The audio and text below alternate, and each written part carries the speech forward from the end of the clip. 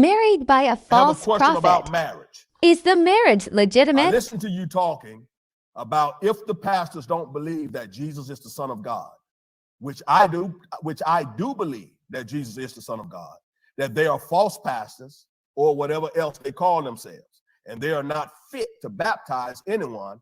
And also lady pastors are false ministers too, and husband and wife pastors. My question is, if you were married by one of those false pastors, are we really married? Or do we need to get married by a real pastor? Let me say this to you, Ryder.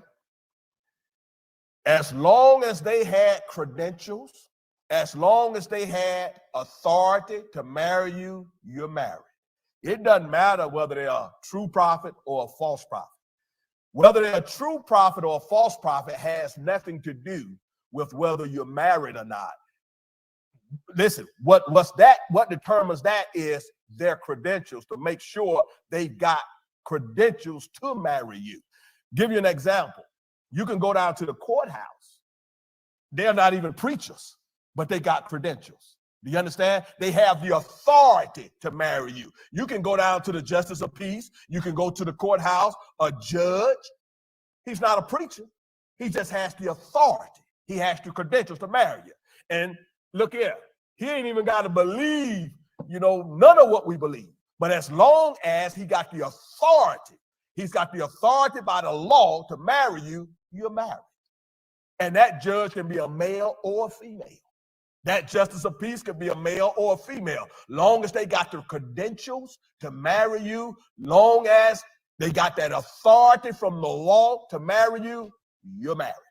All right?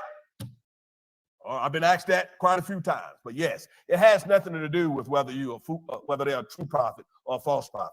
It has to do with credentials. Give me Titus 3:1. Titus chapter 3 and verse 1. The Bible teaches us to obey magistrates. That's the law.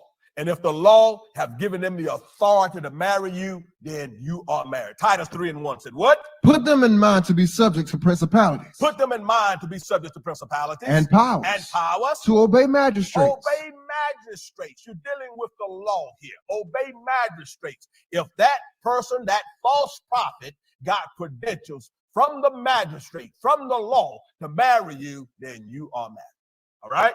Doesn't matter whether they're a false prophet or a true prophet. You married. All right? Next email.